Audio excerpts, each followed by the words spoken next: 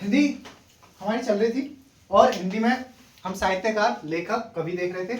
आज हम देखेंगे हिंदी में ही सूरदास जी को। ठीक है, हिंदी में आज देखेंगे सूरदास जी।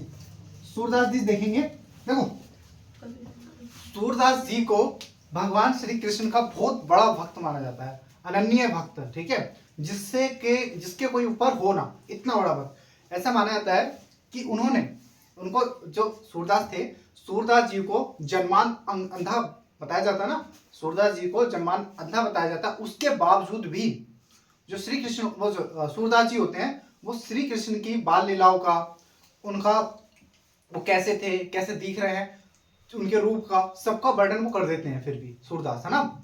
अच्छा, एक वाक्य होता है, बड़ा लोगों को भ्रम होता है कि सूरदास जो है ना, देखते हैं, है ना, देखते हैं तो उनकी परीक्षा लेने के लिए कृष्ण का बिना श्रृंगार करे और बिना कपड़े पहनाए ना, उनको पर्दा खोला जाता है। उसके बाद उनको दिखाया जाता है, सूरदास को बिना देखे ही वो बता देते हैं कि ये नंगू पंगू दिख रहे हैं, है ना, बिना देखे ही बता देते हैं। उनका श्रृंगार करने पर परीक्षा ली जाती है। तो सूरदास कृष्ण के क्या थे, बहुत बड़े भक्त माने जाते हैं, बहुत बड़े भक्त। उन्होंने उनकी जो बाल लीलाएं हैं उनके बारे में लिखा है ना। चलो नेक्स्ट, अब लिखेंगे सूरदास किस परिवार में जन्म हुआ था इनको, ब्राह्मण परिवार में। उनका जो परिवार था शाश्वत ब्राह्मण परिवार था। ठीक है, देखो जन्म जो हुआ था इनका, किसका जन्म हुआ था, सूरदास जी का जन्म कहाँ हुआ था, नहीं, किस परिवार में हुआ था, शाश्वत ब्राह्मण परिवार में। शाश्वत ब्राह्मण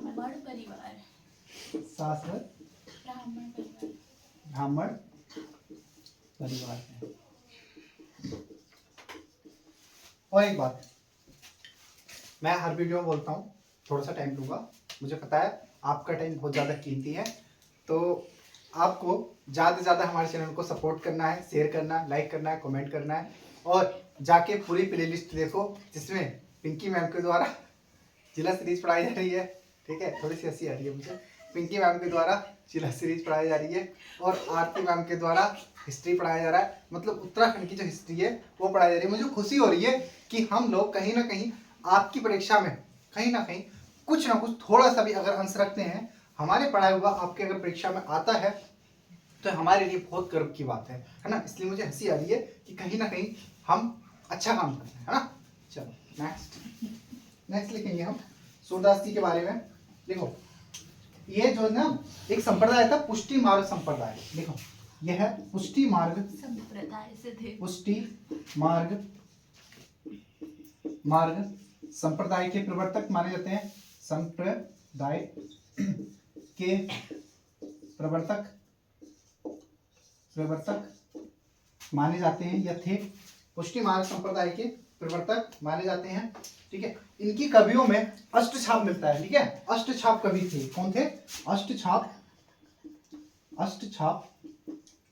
कवि। अष्टछाप के बारे में मैं कभी विस्तार से स्टोरी बताऊंगा आपको, है ना। अभी हम पढ़ लेते हैं, अभी जो पढ़ रहे हैं ना वो हम जल्दी देख रहे हैं। ये आपको पता ही है, हम एग्जाम जो आने वाले एग्जाम है उनके लिए बहुत आपका रिवीजन हो जाए जल्दी से, इसके लिए हम ये पढ़ रहे हैं। अभी हम बहुत डिटेल से भी पढ़ने वाले हैं, बहुत डिटेल से पढ़ेंगे इन सबको। अभी जो है ना, अभी यहाँ पर ही जो जितना हम पढ़ा रहे हैं उसको ही करने की कोशिश करो, अच्छे से करने की कोशिश करो, याद करने की कोशिश करो उसको। नेक्स्ट, अष्टछाप के क्या है, ये कवि थे। ठीक है, या इनको ही कवियों में क्या माना जाता है, अष्टछाप कवि माना जाता है। कवियों में इनको अष्टछाप कवि माना जाता है। एक थे श्याम सुंदर दास ने इनको क्या कहा था, खंजर नैन। श्याम सुंदर दास जी ने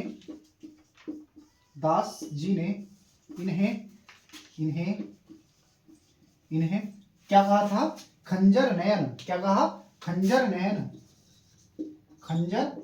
नयन। ऐसे नयन हैं जो एकदम खंजर के समान है, जिस पर दृष्टि पड़ जाती है ना। इनकी दृष्टि ऐसी थी कि बहुत तेज वाली दृष्टि, इसलिए इनको बोलते हैं खंजर नयन। नेक्स्ट लिखेंगे हम, इसमें इसको हटा देता हूं, ठीक है, चलो लिख देता हूं। देखो इसमें इनके ग्रंथ लिखो, ग्रंथ बहुत जल्दी से कर लेते हैं। सूर सागर सूर सारावली, सूर सारावली, सूर सागर, सूर सारावली, और कौन से थे इनके?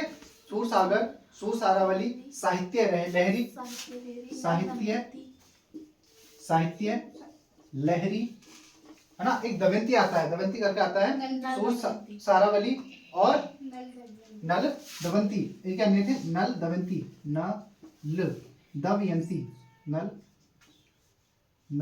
दमयंती, है ना, नल दमयंती, नल दमयंती, देख लेना, नल दमयंती, ठीक है, नल दमयंती। और कौन सा है इसका? इसके हम पढ़ेंगे विहालो, ठीक है, विहालो, विहायालो, यालो, हाँ, इनके ये है प्रमुख। और लिख लेते हैं नाग, नागलीला, नागलीला, ये कृष्ण के बारे में है सब, नागलीला। एक शायद पार्वती भी है इनका ना, गोवर्धन, सॉरी गोवर्धन लीला भी है इनका, गोवर्धन लीला, गोवर्धन लीला, गोवर्धन लीला, दिखाई दे रहा है, दिखाई दे रहा है यहाँ पर, गोवर्धन लीला, थोड़ा कट रहा है, सेट कर दो।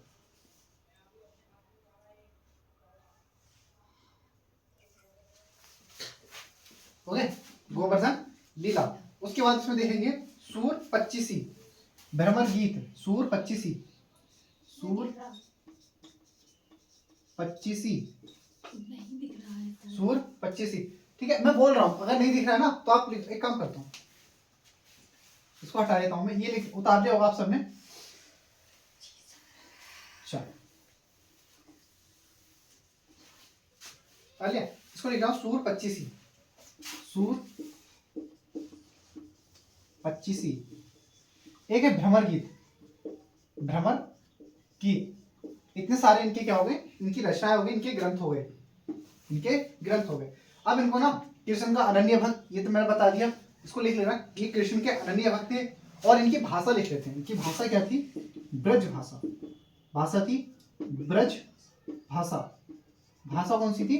ब्रज भाषा, सही है। इसके बाद में हम लिख लेंगे इनको वात्सल्य रस का सम्राट बोला जाता है, वात्सल्य रस के सम्राट, सम्राट इनको बोला जाता है, ठीक है। खंजन नयन किसने कहा था? श्याम सुंदर दास ने इनको खंजन नयन कहा था। अब हम शॉर्ट में इसका एक बार रिवीजन कर लेते हैं। इनके ग्रंथ हैं सूर सागर, सूर सारावली, साहित्य लहरी, नल दमयंती, विहाल्यो, नागलीला, गोवर्धन लीला और सूर पच्चीसी। और सूर पच्चीसी यहाँ पर है, यहाँ पर दोबारा लिख दिया सूर पच्चीसी और भ्रमर गीत, इनकी ये सारी की सारी ग्रंथ हैं, रचनाएं हैं। इसको याद कर लेंगे, इंपॉर्टेंट है, जल्दी से हमने रिवीजन कर लिया। इसको ट्रिक क्या याद करनी है? मैंने अभी तक जितने भी याद कराए हैं सबके सब आपको ट्रिक के साथ याद कराए, लेकिन इसको मैं ट्रिक के साथ याद नहीं करा रहा क्योंकि ये याद होनी चाहिए। ये बहुत नॉर्मल चीजें हैं, बहुत ये हमारे याद होनी चाहिए, हम स्कूल में पढ़ते हुए आ रहे हैं तो ये याद होनी चाहिए, ठीक है। छोटा सा वीडियो है, जल्दी से रिवीजन करो और निकल जाओ, है ना। जय हिंद, नमस्कार। और नहीं भूलना नहीं है, क्या नहीं भूलना है? लाइक शेयर सब्सक्राइब, ठीक है, ये चीजें नहीं भूलनी है। ज्यादा से ज्यादा लोगों तक पहुंचाना है हमारे चैनल को। और हमारा टारगेट अभी क्या है? 5K का बस छोटा सा टारगेट है और हमें उम्मीद है आप करा दोगे, ठीक है। जय हिंद, नमस्कार।